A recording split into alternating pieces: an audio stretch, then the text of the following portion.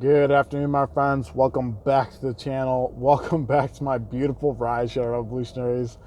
Just left the dentist, so if I'm sounding a little funny, it's because my already fat cow tongue is even fucking thicker with all you know, all the numbing agents and uh, isn't dentistry grand? All right. So for today's vlog, we're gonna discuss dead miles and why they matter. At least why they matter to me. Um,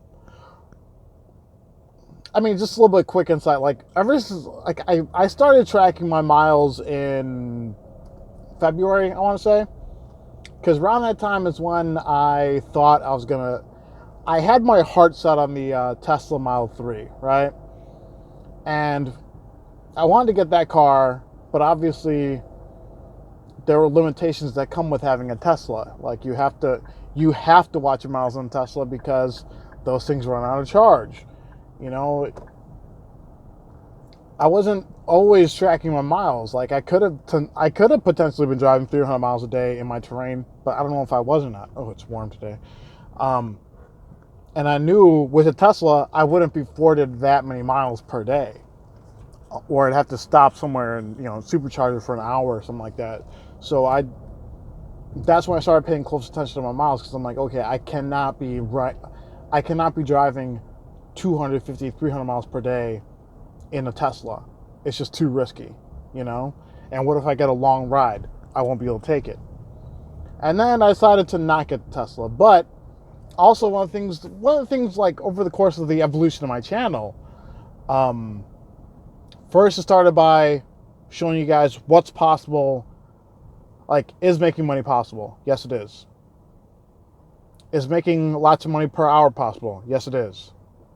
And then what it turned into was like, okay, I've already done well by every other metric. I've shown you I can make lots of money. I can make lots of money quickly. Can I make money efficiently? That's what it turned into with the miles. And I do personally believe in markets where demand is high, where um, we have business travelers, conventions, hotel travel. Chicago's a great market. We got events, we got conferences, all kinds of shit. Um, then if you're in a great market like that, you should be able to know how to maximize your per mile earnings too, because that is important. Okay. And ever since I started paying attention to my miles, I noticed I started driving better. I started making more money because I was being more like business minded, I guess I could say, being more careful with the rides I took, trying to wake up earlier, right? I mean, obviously, there's gonna be times where you have to eat miles. Totally, but sometimes if you stick to the path, then even when you are stuck eating miles, it's not so bad, right? Um,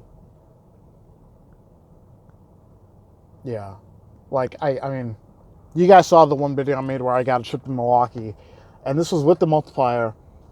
That was a 1.5 surge. I got $115 for like an hour and a half and 71 miles. But yeah, it was like 71 miles.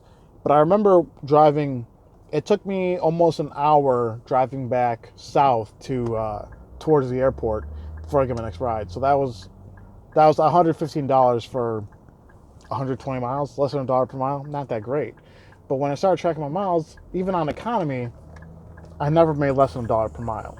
So, but in terms of like, do miles matter? Yes. And I'll give you guys a hypothetical scenario right now. Okay, let's imagine there's two drivers in Chicago. Um, both of them have about the same experience. Both of them drive the same kind of car, like economical Camry, Accord, something like that, right? So, out of those two drivers, one driver averages, and let's say both those drivers made, or what's the scenario I had in my head? Okay, both those drivers made the same amount of money, like almost the same amount of money, right? And in the same amount of time. Let's just imagine that.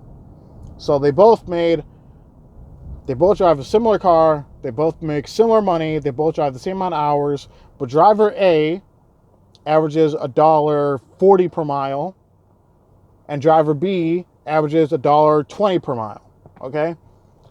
If they both drive the same car, the same amount of hours, and make similar money, but one driver has a higher per mile average, that is the driver that's driving more efficiently. Okay?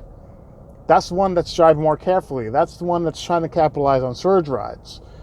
The other one is probably looking for rides more, is driving empty more.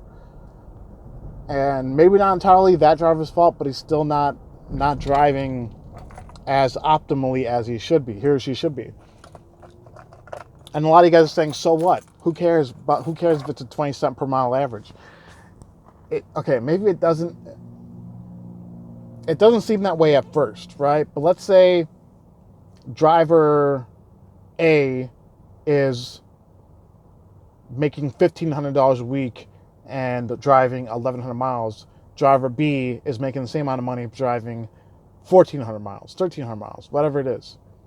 Those 200 or 300 extra miles per week don't seem like a lot, no.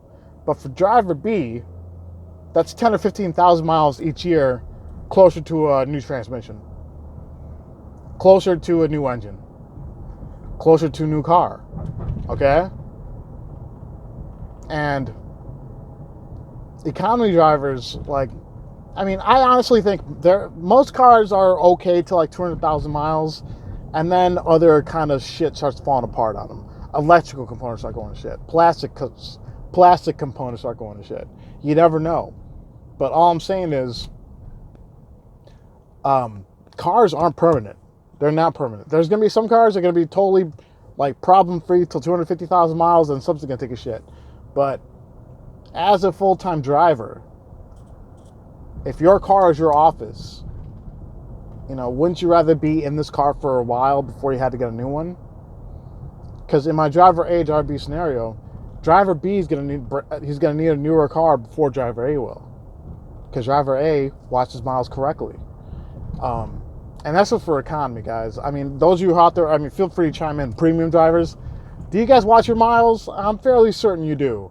If you're driving an expensive SUV, if you're driving an Enclave, if you're driving a Suburban, Escalade, or whatever like that, I guarantee you're watching your miles like a hawk. Especially premium drivers, because premium drivers, the more you drive, the more you spend on gas, the more you spend on maintenance. Premium drivers are definitely limiting their miles as much as they can. They're trying to squeeze as much as they can out of each ride. And that's, in my opinion, that's the correct way to do it. That's why I don't really come down on premium drivers waiting at the lot too long. While I don't think you should only do airport rides, if you're driving an Audi or a BMW or Mercedes, you probably want to limit the miles on those cars. It's not a good idea to drive those kinds of cars hard. If you drive an expensive Mobile, maybe don't abuse it as much as you would a Prius or a Camry or a Accord. But that's just my opinion. So that's my stance on dead miles. I personally think it matters. If you guys don't, fine. I'm just telling you right now, that's my take on it. Take it however you want it.